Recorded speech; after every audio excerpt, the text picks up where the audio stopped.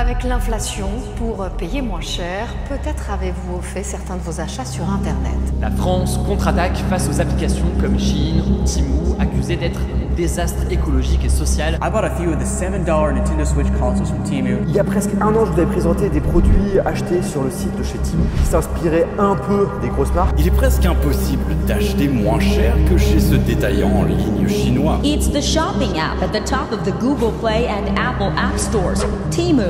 It's a new Amazon type service where you get crazy deals on stuff. Comment Temu vous manipule. Lui, c'est Colin Wang, le fondateur de Temu. Il a créé cette entreprise chinoise en septembre 2022, cherchant d'abord à viser le marché américain avant d'étendre ses activités en Europe. Son activité fait beaucoup de parler d'elle en ce moment pour des raisons très simples. Sur Temu, vous pouvez acheter des chaussures, des outils de jardinage, des produits de beauté, des chargeurs de smartphone, des sacs à main, des écouteurs sans fil, et bien plus encore. Acheter, j'ai dit? Excusez-moi, je voulais plutôt dire, on vous offre. Avant même que vous n'ayez eu le temps de créer votre compte, on vous offre le droit de faire tourner une roue qui vous fera gagner d'entrée de jeu des cadeaux. Étrange, non? Vous trouvez pas? Comment peuvent-ils vendre des produits à des prix si bas, voire même gratuitement? Est-ce une arnaque? Une nouvelle façon de faire du commerce en ligne? Aujourd'hui, on va démystifier la stratégie de Temu et essayer de comprendre comment ils essayent de devenir des géants du e-commerce.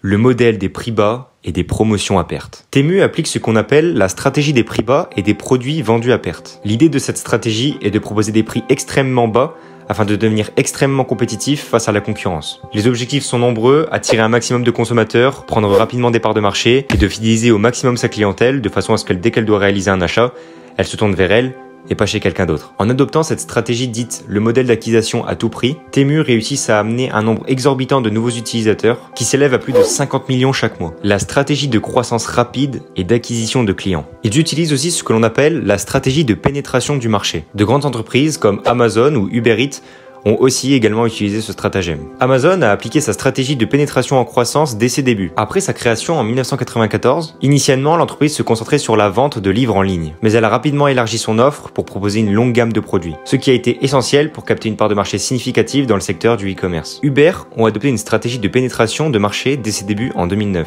en se concentrant sur l'expansion rapide de ses services de transport dans différents pays, ce qui leur a permis de devenir ce qu'ils sont aujourd'hui. Le but de cette stratégie pour l'entreprise est de devenir une grande icône commerciale afin que dès qu'un consommateur voudra acheter un produit, il se tournera vers cette entreprise en particulier et pas une autre. L'avantage de l'approvisionnement en Chine. Temu bénéficie d'un lien direct avec Pinduoduo, qui est une plateforme d'électronique chinoise, via leur société mère PDD Holdings. Ce lien leur permet de pouvoir s'approvisionner directement chez Pinduoduo, qui est implanté également en Chine, ce qui permet à Temu d'éliminer énormément d'intermédiaires et par conséquent de faire des économies sur les prix de vente unitaires sans rogner ses marges. De plus, Pinduoduo opère sur un modèle d'achat de groupe, où les commandes de nombreux acheteurs sont groupées pour obtenir de meilleurs prix auprès du fabricant. Temu profite de cette stratégie en passant des commandes volumineuses qui permettent de négocier des prix encore plus avantageux auprès des fournisseurs. Les données utilisateurs et la monétisation future. Je pense que la plupart d'entre vous savent que lorsqu'on crée un compte sur Google, sur Boulanger, sur Amazon, ou lorsque l'on clique sur « J'accepte les cookies » sur les différents sites, nos données sont collectées et peuvent être utilisées par des agences de marketing ou encore des annonceurs pour des publicités ciblées. Temu, par exemple, utilise les données de ses utilisateurs pour leur proposer de la publicité ciblée, afin d'optimiser l'expérience et de mieux comprendre les besoins des consommateurs. Le plan de monétisation à long terme de Temu. Leur stratégie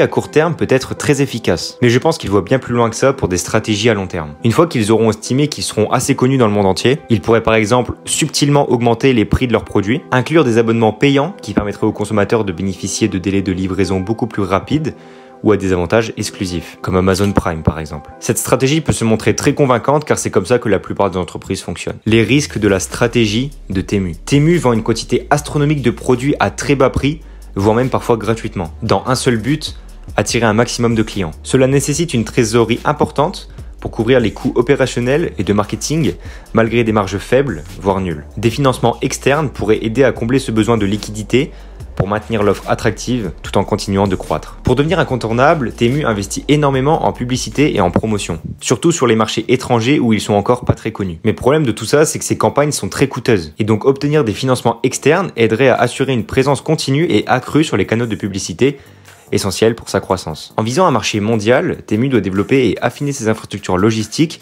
pour assurer des délais de livraison rapides et fiables, concurrençant ainsi avec des géants comme Amazon. Dans un premier temps, Temu tente de devenir extrêmement attractif en proposant des produits à des prix très bas, voire parfois gratuits. Puis je pense qu'une fois qu'ils auront atteint la notoriété dont ils souhaitent, ils pourraient mettre en place des hausses de tarifs ou d'autres choses comme des abonnements par exemple, comme on l'avait évoqué dans la vidéo avec Amazon Prime. Ce que je crains en revanche, si c'est uniquement la gratuité qui intéresse les gens, une fois une hausse des tarifs appliquée, Temu pourrait se voir couler à cause d'un manque d'attractivité face aux autres concurrents. Voilà, j'avais envie de parler de ce sujet en particulier parce que ça faisait quelques semaines, voire même quelques mois, que ça me tracassait un petit peu de me dire mais comment ça se fait qu'ils arrivent à proposer des prix aussi bas, en sachant que quand on regarde des autres marketplaces comme par exemple Amazon, Uber Eats, c'est beaucoup plus cher et c'est pas gratuit. Là, contrairement à Temu qui propose des prix très attractifs, voire parfois même gratuits. Donc ça évidemment c'est uniquement ma vision de Temu, ce que je pense qu'il pourrait faire sur l'avenir. Maintenant, si vous avez des perspectives de ce que pourrait devenir l'entreprise sur le long terme, n'hésitez pas à me dire dans les commentaires, je serais très curieux de voir ce que vous pouvez penser. Sur ce, c'était Johan et je vous souhaite de passer à tous une très belle journée.